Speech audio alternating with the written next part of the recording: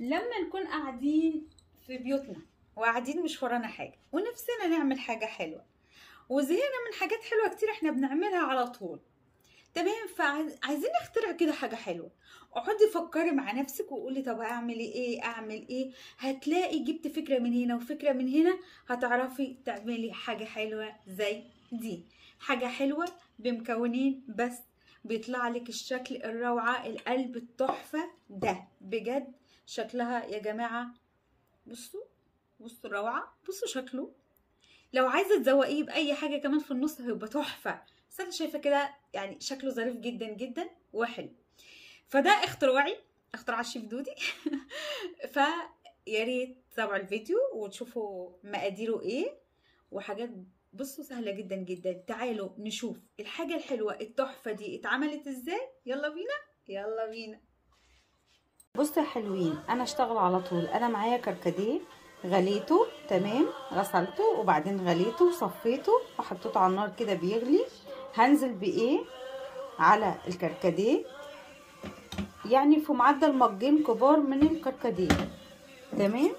واقلبي بقى النشا مع الكركديه واقلبي جامد كده عشان ما يكلكعش، تمام. هنزل بايه التحليه بقى زي ما انت عايزه، معلقتين 3 سكر زي ما انت عايزه. انا احط يعني في معدل معلقتين ونص كده، متحبوش مسكر قوي ويديني القوام المهلبيه وارجع معاكم. وهنا بقى عصير البرتقال، في البرتقال موجود في السوق دلوقتي. عملت برتقال عصرته فريش، تمام، وصفيته وحطيته على النار. اول ما ابتدى يغلي هنزل ب3 معالق من السكر، تمام، وهنزل بمعلقتين من النشا كبار واقلبي يا ست الكل. برضو عايزاه مهلبيه. ادي كل الموضوع بتاعنا. احلى حاجه حلوه بمكونين بس وحكايه وشكله في الاخر روعه. بصوا في دقيقه واحده ادانا القوام اللي انا عايزاه ده. يلا نشوف هنعمل ايه، يلا بينا.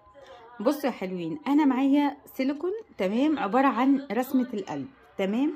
انت استعملي اللي يعجبك. انا بحب رسمه القلب جدا جدا وهي شكلها ظريف فيها بصراحه. دهنتها كده دهنه زيت عشان لما نيجي نخرج القطعه بتبقى سهله جدا جدا معانا، تمام. فيلا طيب هنعمل ايه دلوقتي. انا معايا مهلبيه البرتقال اهي، تمام. بصوا تقيله ازاي يا جماعه اهي. وانزلي بقى، ولازم يكون بسوي واحد، شايفين؟ طبعا هننضف ده اهو.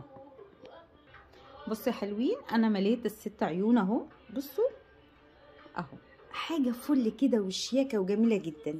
هنعمل ايه تاني؟ هنجيب بقى المهلبيه بتاعه الكركديه. الكركديه موضوع جديد جدا جدا.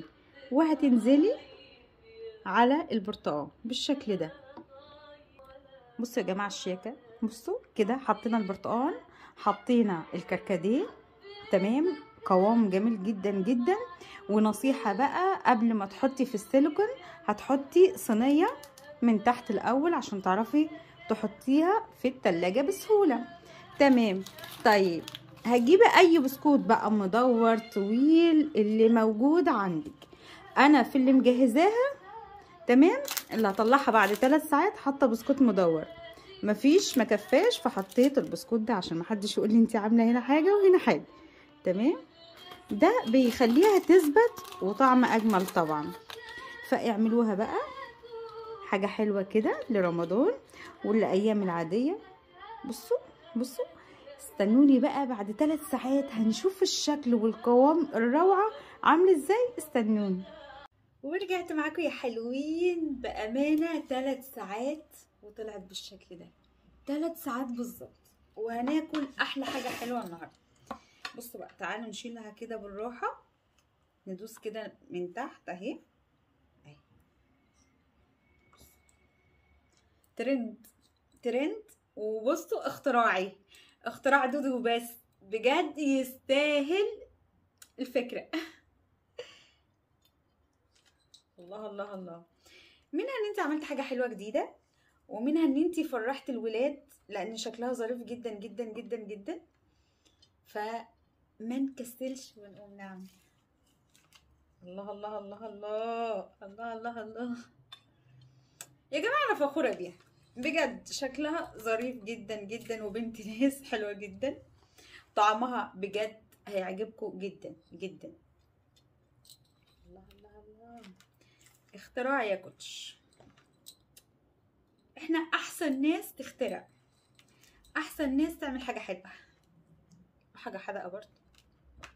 الله الله الله الله الله الله الله الله.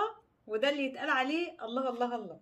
بصوا بصوا الشكل، بصوا الجمال، تحفة بجد. وحاجة سهلة وبسيطة، ما خدتش وقت خالص. وبنسيبها في التلاجة شوية. ايه يعني، نعملها ونجهزها ونسيبها في التلاجة شوية، وبعدين نطلعها لولادنا ولحبايبنا. وتحلية تحفة في رمضان. وكل سنة وانتم طيبين، رمضان على أبواب. وهنعمل حاجات حلوة كتير إن شاء الله، بس ده اختراع دودي وبس. تمام. لو عجبكم الفيديو، عجبتكم الحاجة الحلوة، متنسونيش في اللايك والشير وتفعلوا الجرس عشان يوصلكم جديد. وبألف هنا وشفا على قلوبكم.